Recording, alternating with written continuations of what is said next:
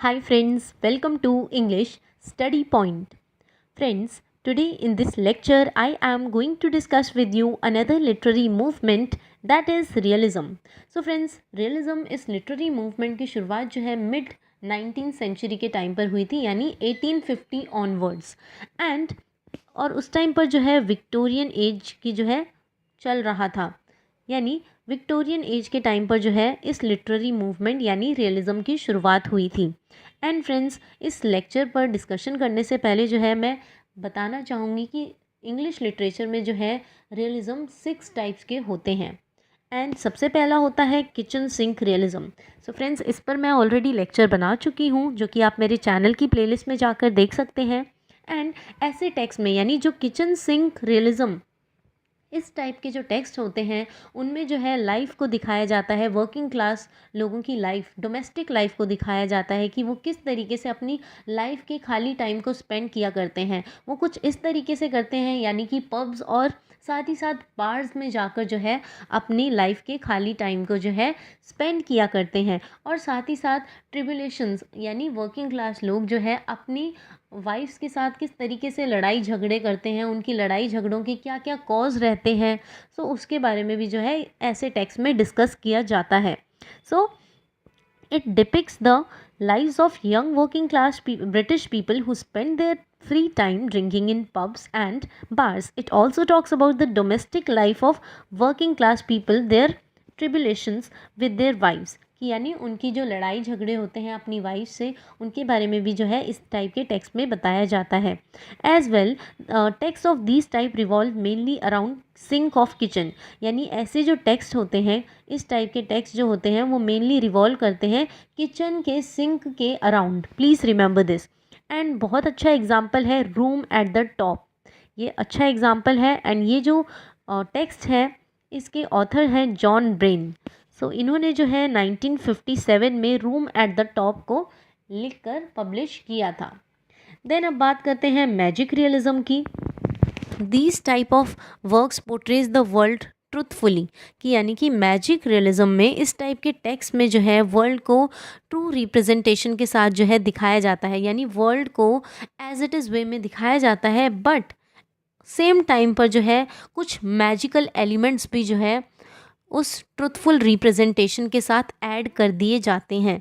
यानी ऐसे टाइप के टेक्स्ट में जो है रियलिटी को तो साथ में दिखाया ही जाता है, बट रियलिटी को साथ में दिखाने के साथ साथ जो है मैजिकल एलिमेंट्स को भी ऐड ऑन कर दिया जाता है, जिससे क्या बन जाता है, जिससे मैजिकल रियलिज्म एक टेक्स्ट का जो है क्रिएशन हो जाता है।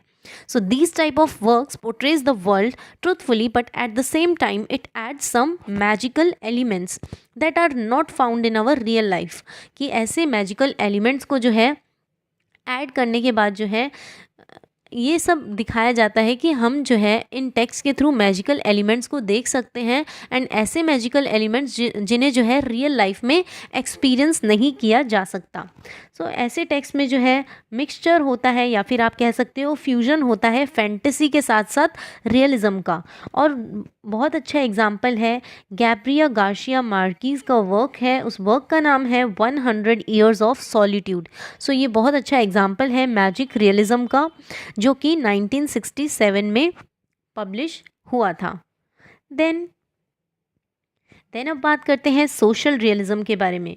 सो इसमें जो है सोसाइटी में जो है इस टाइप के टेक्स्ट में जो है सोसाइटी पर ज़्यादा फोकस किया जाता है। So focus is more on the society और द सोशल रियल प्रॉब्लम्स, यानी जो लोग रियलिटी में जिन प्रॉब्लम्स को फेस कर रहे हैं, सो लोगों की प्रॉब्लम्स क्या हो गई, वो सोशल बन गई। सो ऐसी प्रॉब्लम्स को जो है इन टेक्स्ट के थ्रू डिपिक्ट किया जाता है।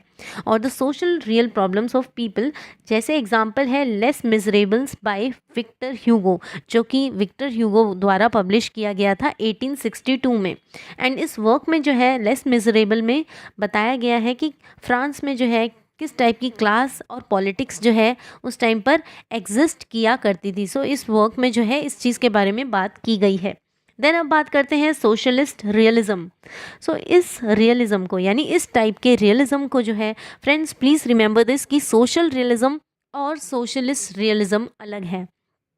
सो सोशलिस्ट रियलिज्म को जो है क्रिएट किया गया था जोसेफ स्टालिन द्वारा एंड अडॉप्ट किया गया था कम्युनिस्ट लोगों द्वारा।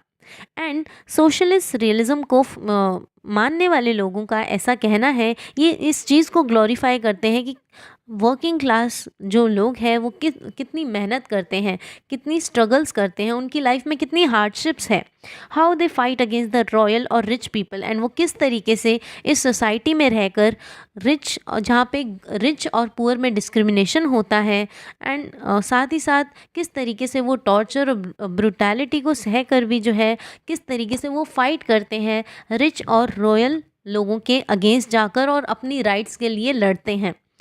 And we see development of lower class people and socialist realism इस पर सेंटर जो टेक्स्ट हुआ करते हैं उनमें डेवलपमेंट दिखाया जाता है लोअर क्लास लोगों का। एंड बहुत अच्छा एग्जाम्पल है सीमेंट। सो फ्रेंड्स, सीमेंट जो है एक वर्क है जो कि बहुत अच्छा एग्जाम्पल है, एंड इस वर्क को जो है फ्योडोर ग्लैडकोव ने लिखा था 1925 में, जिसमें दिखाया जाता है, स्ट्रगल दिखाई गई है कि किस तरीके से जो है सोवियत यूनियन को रिकंस्ट्रक्ट किया गया रशियन रेवोल्यूशन के बाद। Please remember this. देन अब बात करते हैं साइकोलॉजिकल रियलिज्म क्या होता है। इसमें जो है मेन जो है करेक्टर पर फोकस किया जाता है, करेक्टर की साइकोलॉजी पर जो है फोकस किया जाता है।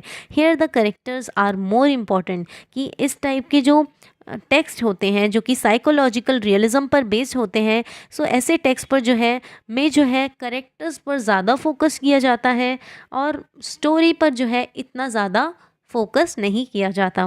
Focuses on what motivates the characters to make certain decisions, कि मतलब इस ऐसे टेक्स्ट में जो है इस चीज़ पर ज़्यादा फोकस किया जाता है कि क्या रीज़न रहा होगा जिसके कारण जो है एक पर्टिकुलर करेक्टर ने इस तरीके का सर्टेन डिसीजन लेने की कोशिश की, यानी करेक्टर के माइंड में क्या साइकोलॉजी रही होगी जिससे जो है कंपेल होकर करेक्टर ने एक पर्टिकुलर डिसीजन लेने की कोशिश की।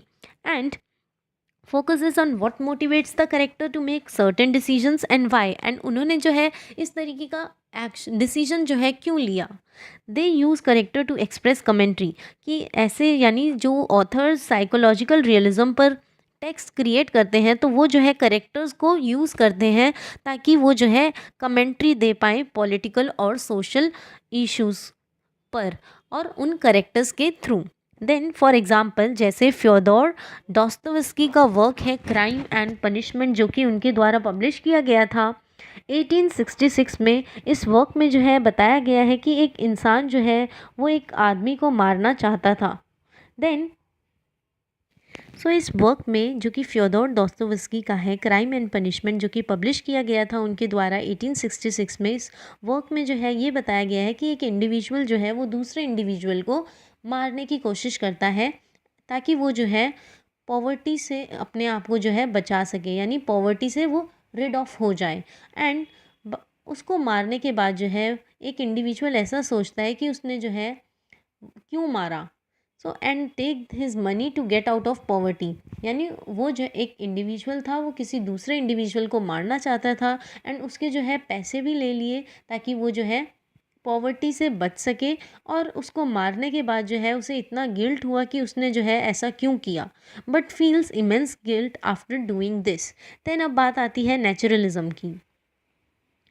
Naturalism this is extreme form of realism, कि ये जो नेचुरलिज्म है ये एक्सट्रीम फॉर्म ऑफ रियलिज्म है जो कि आई थी, यानी चार्ल्स डार्विन की थ्योरी ऑफ इवोल्यूशन से इन्फ्लुएंस हुई थी। एंड उसी के बाद जो है नेचुरलिज्म ये रियलिज्म की जो एक्सट्रीम फॉर्म है वो आई। एंड इसे जो है फाउंड किया था एमिली जोला ने, जो कि एक्सपीरियंस करना चाहती थी कि साइंस जो है वो सोशल और एनवायरमेंटल फिनोमिना को एक्सप्लेन कर सकती है, यानी कोई चीज़ जो है यानी कोई भी सोसाइटल या फिर एनवायरमेंटल फिनोमिना है वो क्यों हो रहा है। साइंस जो है इन सभी चीज़ों के वैलिड एक्सप्लेनेशन दे सकती थी, ऐसा जो है नेचुरलिज्म को मानने वालों का बिलीफ था, सोचना था। How and why a particular society is rich, क्यों, और साथ ही साथ जो है नेचुरलिज्म जो है कि फॉलोवर्स इस चीज़ पर एम्फेसाइज करते हैं कि क्या कारण है और क्यों जो है एक पर्टिकुलर सोसाइटी वो रिच है या फिर पुअर है, क्यों वो स्ट्रॉन्ग है, क्यों वो वीक है। सो इन सभी के आंसर्स जो है वो साइंस दे सकती है। साइंस जो है इन सभी चीज़ों की वैलिड एक्सप्लेनेशन दे सकती है। तो उन्होंने जो है यानी नेचुरलिज्म को मानने वाले फॉलोअर्स का कहना था कि साइंस जो है एक ऐसी फील्ड है जो कि हर पॉसिबल आंसर्स जो है इंसान के क्वेश्चन का दे सकती है। जैसे फॉर एग्ज़ाम्पल सबसे अच्छा एग्ज़ाम्पल है नेचुरलिस्ट बेस्ड टेक्स्ट का, वो है रोज़ बाय विलियम फॉकनर।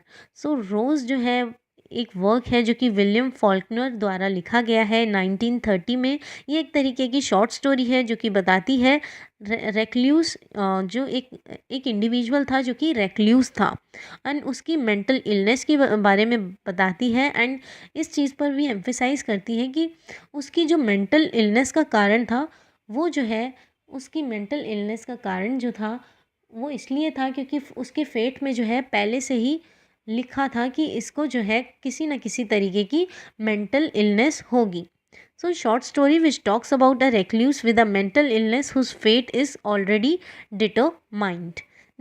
अब बात करते हैं कि रियलिज्म, ये जो लिटरेरी मूवमेंट थी, इस मूवमेंट की शुरुआत होने के पीछे का कारण क्या था। सो फ्रेंड्स, सबसे पहले हम जो है हिस्ट्री जानने की कोशिश करेंगे। This movement was a reaction against the poetic romanticism. कि कहने का मतलब है कि रियलिज्म जो है इसलिए आई क्योंकि जो है ये रोमांटिक यानी जो रोमांटिक राइटर्स थे उनके जो है बिलीफ्स को जो है ये लोग नहीं मानते थे। तो इन्होंने जो है एक न्यू मूवमेंट फॉर्म की जिसका नाम पड़ा रियलिज्म, जो कि रोमांटिसिज्म के आइडियल्स एंड बिलीफ्स के अगेंस्ट थी। So this was movement was a reaction against the poetic romanticism और new romanticism that existed between 1798 to 1838। यानी ये जो मूवमेंट है ये एक तरीके की रिएक्शन है रोमांटिसिज्म या फिर न्यू रोमांटिसिज्म के अगेंस्ट, जो कि एग्जिस्ट किया करती थी 1798 से लेकर 1838 तक। Then, during 18th century, realism movement was only taking shape। कि बताया जाता है कि रियलिज्म की इस मूवमेंट की शुरुआत जो है मिड 19th सेंचुरी से हो गई थी। बट ऐसा भी कहा जाता है कि 18th सेंचुरी के टाइम पर जो है रियलिज्म जो मूवमेंट है वो सिर्फ और सिर्फ शेप जो है एक्वायर करने की कोशिश कर रही थी। शेप में पूरी आई नहीं थी बट शेप ले ली थी। Because early 18th century writers, क्योंकि हमें जो है इसलिए पता चलता है कि 18th century realism movement was only taking shape. यानी 18th सेंचुरी रियलिज्म मूवमेंट का जो कि शेप में आ रही थी, आई नहीं थी बल्कि आने लग रही थी। तो इसका कैसे पता चलता है? 18th सेंचुरी राइटर्स जिनका नाम था Joseph Addison and Richard Steele, वो जो है उन्होंने जो है पेरियोडिकल्स जो है पब्लिश किए थे, जैसे कि स्पेक्टेटर और टेटलर जैसे। सो इनमें जो है इन राइटर्स ने क्या किया था, इन्होंने जो है ब्रिटिश सोसाइटी को ट्रूएस्ट फॉर्म में जो है प्रेजेंट करने की कोशिश की थी। मैं फिर से इस चीज़ को बताना चाहूँगी, जोसेफ एडिसन और रिचर्ड स्टील ने जो है 18th सेंचुरी, ये दोनों 18th सेंचुरी अर्ली राइटर्स थे। तो इन्होंने क्या किया था, अपने पेरियोडिकल ऐसे में जिसका नाम था स्पेक्टेटर और टेटलर, उसमें जो है इन्होंने ब्रिटिश सोसाइटी को रियल फॉर्म में, ट्रूएस्ट फॉर्म में, एज इट इज़ वे में जो है प्रेजेंट करने की कोशिश की थी। तभी से हमें पता चलता है कि रियलिज्म जो है उसकी जो शेप जो है 18th सेंचुरी के टाइम पर ही बनने लग रही थी।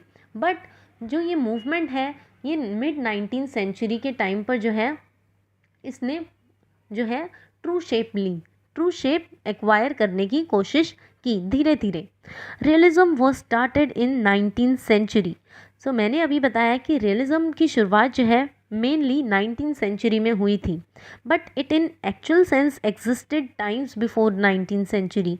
कि कहने का मतलब है कि एक्चुअल सेंस में जो अगर हम देखें तो रियलिज्म जो है 19th सेंचुरी से पहले ही एग्जिस्ट कर रही थी। जैसे हमें इसका पता चलता है, जैसे डैनियल डिफॉय के वर्क्स और साथ ही साथ सैमुअल रिचर्डसन के, ये 18th सेंचुरी राइटर्स थे जिनके वर्क्स में जो है हम देख सकते हैं कि उनके वर्क्स में जो है रियलिज्म के एलिमेंट्स प्रेजेंट थे। सो हम ये कह सकते हैं कि रियलिज़म की जो मेनली शुरुआत है वो 19th सेंचुरी में हुई थी, बट ऐसा कहा जाता है रियलिज़म जो है, यानी रियलिज़म के जो एलिमेंट्स हैं वो 18th सेंचुरी के राइटर्स के वर्क्स में पहले से ही नज़र आने लगे थे। देन अब बात करते हैं जॉर्ज इलियट का मिडल मार्च जो वर्क है वो बहुत अच्छा एग्जाम्पल है। जॉर्ज इलियट का middle March semi colon a study of provincial life जो कि 1871 में पब्लिश हुआ था। ये भी बहुत अच्छा एग्जाम्पल है जिसमें रियलिज़म के एलिमेंट्स देखने को मिलते हैं। एंड साथ ही साथ वर्क्स ऑफ राइटर्स लाइक, जैसे कि अब बात आते हैं कि रियलिस्ट राइटर्स। सो रियलिस्ट राइटर्स जो कि एक्चुअल सेंस में जिन्होंने मिड 19th सेंचुरी के टाइम पर लिखना शुरू किया था, उनका नाम है Charles Dickens, George गिसिंग, Arnold पेनेट, George मूर। सो इन्होंने क्या किया, अपने वर्क्स में जो है सोसाइटी में सोसाइटी में एग्जिस्ट कर रहे थे सोशल इवल्स, उनको जो है हाईलाइट करने की कोशिश की अपने वर्क्स के थ्रू। सो ये जो है रियलिस्ट राइटर्स थे जो कि 19th सेंचुरी के टाइम पर लिखा करते थे। एंड सैमुअल रिचर्डसन और डैनियल डिफॉय जो है 18th सेंचुरी के टाइम पर लिखा करते थे, बट इनके वर्क्स में भी रियलिज़म के एलिमेंट्स देखने को नज़र आते हैं। देन अब बात करते हैं कि इस मूवमेंट की शुरुआत जो है वो कैसे हुई। सो ये जो मूवमेंट है ये रिएक्शन है एक तरीके का रोमांटिसिज्म, जो कि रोमांटिसिज्म के आइडियल्स और बिलीफ्स के अगेंस्ट था। एंड तभी से जो है ये मूवमेंट की जो है शुरुआत हुई। Then this movement started in mid 19th century, यानी 1850 ऑनवर्ड्स में जो है इस मूवमेंट की शुरुआत हुई थी। एंड अब बात आती है कि इस मूवमेंट के फाउंडर कौन थे। तो फ्रेंड्स प्लीज़ रिमेंबर दिस, क्योंकि इस पर जो है क्वेश्चन पूछा जाता है यूजीसी नेट में।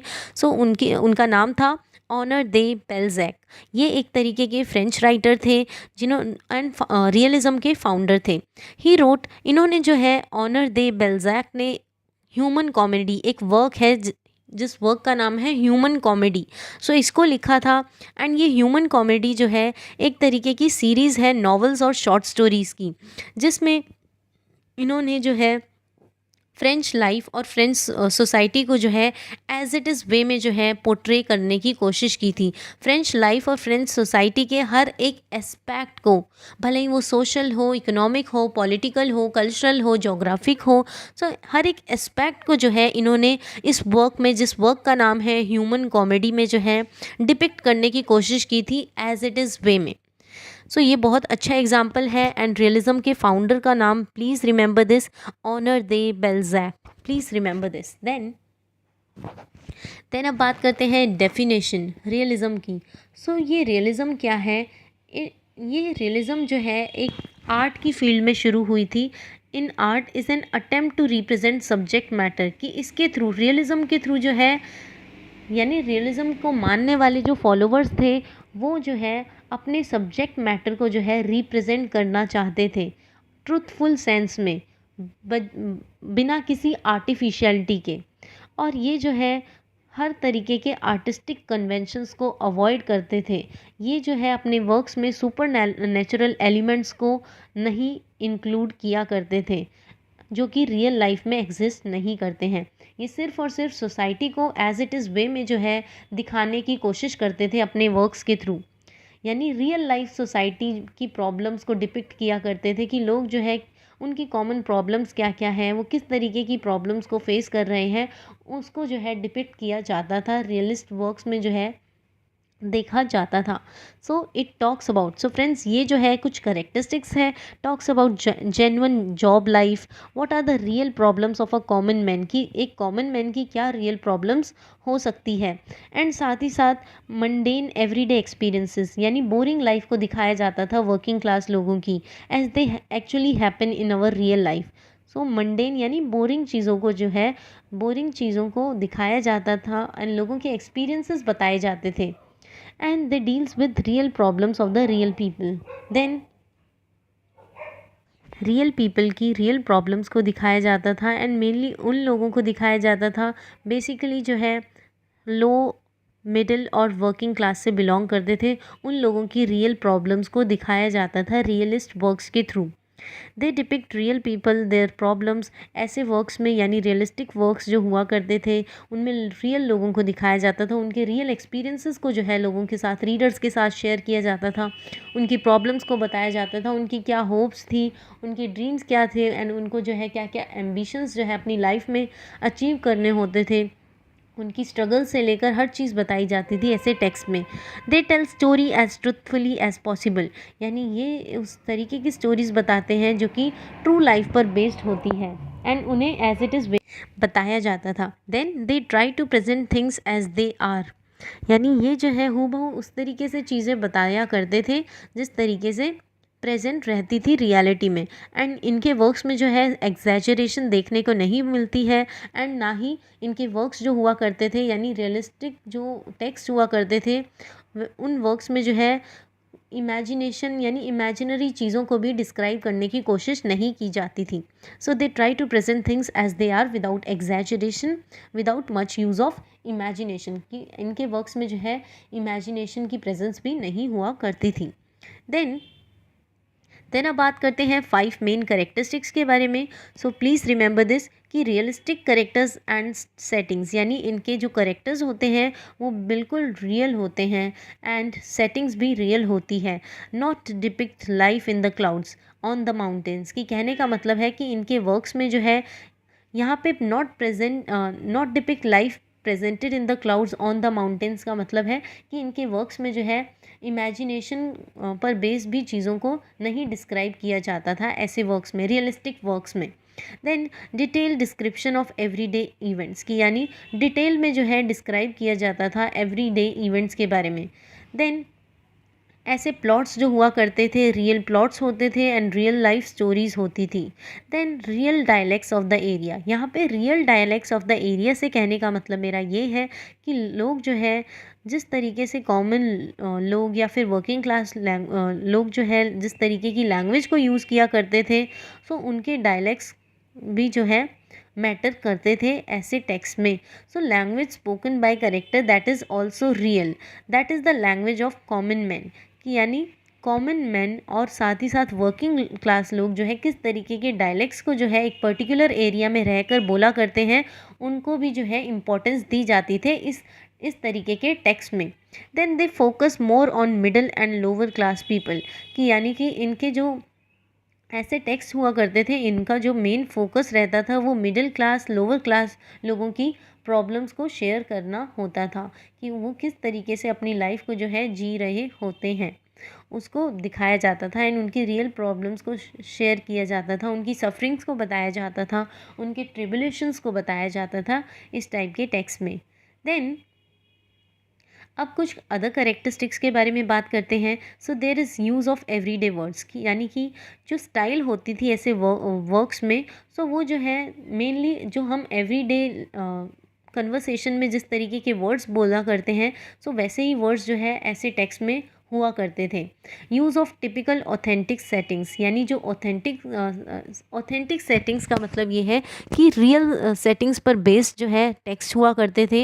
एंड बिलीवेबल करेक्टर्स का मतलब ये है कि रियल करेक्टर्स को दिखाया जाता था जिनको जो है जिनकी स्टोरी सुन के हम जो है उन पर विश्वास कर सकते हैं एंड उनके जो प्लॉट्स हुआ करते हैं यानी रियलिस्टिक वर्क्स होते हैं, उनके प्लॉट्स जो होते हैं वो बहुत रिलेटेबल होते हैं, यानी हम जो है अपने आप को वैसे टेक्स्ट से जो है एसोसिएट कर पाते हैं, अपने आप को रिलेट कर पाते हैं। In our daily life we have characters, कि हमारी डेली लाइफ में जो है हम करेक्टर से एनकाउंटर करते हैं, हम लोगों से मिलते हैं, कन्फ्रंट करते हैं। Same character should be there in a realistic work, and वैसे ही सेम करेक्टर्स जो हुआ करते थे वो रियलिस्टिक वर्क में प्रेजेंट रहते थे एंड उनकी जो प्लॉट लाइन होती थी वो बहुत रिलेटेबल हुआ करती थी। एंड रियलिज्म को कैसे डिफाइन किया जा सकता है? रियलिज्म क्या है? रियलिटी की रिप्रेजेंटेशन है। Then depicts life that we lead every day, कि ऐसे टेक्स्ट में जो है लाइफ को डिपिक्ट किया जाता था जो कि हम हर रोज़ जिया करते हैं। Authors for the first time created dialogue that truly represent class gender, कि ऑथर्स ने जो है इस टाइप के टेक्स्ट में जो है डायलॉग्स को क्रिएट करने की कोशिश की जिनमें जो है रिप्रेजेंट किए जाते थे क्लास को रिप्रेजेंट किया जाता था, जेंडर को रिप्रेजेंट किया जाता था एंड वो किस जोग्राफिकल लोकेशन से बिलोंग करते हैं उसको भी रिप्रेजेंट करने की कोशिश की थी, वो भी डायलॉग के थ्रू ही समझ में आने लगता था। देन थॉमस हार्डी की बहुत अच्छा वर्क है एंड उनके वर्क का नाम है Tess of the D'Urbervilles. Tess of the D'Urbervilles बहुत अच्छा एग्जाम्पल है जो कि जिसकी सेटिंग जो है वो लोकेटेड है रूरल एरियाज़ के around and dialogue character speaks also represent जो ऐसे यानी टेस्ट ऑफ द डर्बरविले में जिस तरीके से करेक्टर डायलॉग बोल रहे हैं उनसे क्या रिप्रेजेंट होता है, उनसे जो है उनकी पर्टिकुलर वो किस क्लास से बिलोंग करते हैं, जेंडर से बिलोंग करते हैं, किस जोग्राफिकल लोकेशन से वो बिलोंग करते हैं, वो सब कुछ रिफ्लेक्ट होने लगता है उनकी डायलॉग कन्वर्सेशन के through. Then in these works topics of class and money, यानी ऐसे वर्क्स में जो है टॉपिक्स हुआ करते थे जो कि डील करते थे क्लास से, मनी से एंड एवरीडे इश्यूज़ के बारे में। ऐसे वर्क्स की जो है मेन थीम हुआ करती थी। Appear which was not there so much during romantic period, कि ये ऐसे जो इश्यूज़ हुआ करते थे, ऐसे इश्यूज़ जो है रोमांटिक पीरियड के टाइम पर यानी रोमांटिक टेक्स्ट में जो है हम देख सकते हैं ऐसे इश्यूज़ को नहीं कवर किया जाता था, जबकि रियलिज़म यानी जो रियलिस्टिक टेक्स्ट हुआ करते थे उनमें जो है सोशल इकोनॉमिक इश्यूज़ को जो है कवर करने की कोशिश की जाती थी। देन जैसे बहुत अच्छा एग्जाम्पल है गुस्ताव फ्लॉवर्ट की मैदाम बोवरी, बहुत अच्छा एग्जाम्पल है। This was first major work to fully embrace realistic style, कि इस वर्क को जो है इस वर्क में जो है रियलिस्टिक एलिमेंट्स प्रेजेंट है एंड ये पहला ऐसा वर्क है जिसमें जो है रियलिस्टिक तरीके से जो है चीज़ों को दिखाया गया है एंड इसमें जो है एक वुमेन की जो है ट्रू लाइफ को दिखाया गया है जो कि मतलब अपनी बोर लाइफ से एस्केप होकर जो है एडवेंचर्स को परस्यू करना चाहती है। True life portrayal of a woman seeking to escape from boring life. Then George Eliot की मिडल मार्च भी बहुत अच्छा एग्जाम्पल है जिसमें जो है रियलिस्टिक एलिमेंट्स प्रेजेंट है। देन फ्रेंड्स अब जो है कंक्लूजन की बात करते हैं। सो कंक्लूजन जो है ये है कि realism is all about representing reality, कि रियलिज्म क्या है, हम जो है रियलिटी को रिप्रेजेंट करते हैं। सो वो क्या है, रियलिज्म है, which is in sharp contrast to romanticism. Realism जो है वो अगेंस्ट है रोमांटिसिज्म के आइडियल्स, बिलीव्स एंड वैल्यूज़ के अगेंस्ट। रोमांटिसिज्म में जो है सुपरनेचुरल, गॉथिक और फैंटेसी की जो चीज़ें जो है फैंटेसी से डील करती हैं उनके बारे में बताया जाता है एंड फैंटेसी जो है रियल लाइफ में कभी भी हैपन या फिर अकर नहीं होती। देन फ्रेंड्स इसी के साथ ये लेक्चर ओवर होता है and friends please don't forget to like, share, comment and subscribe. Hope this lecture will help you in your UGC NET English literature exams. Thanks friends for watching.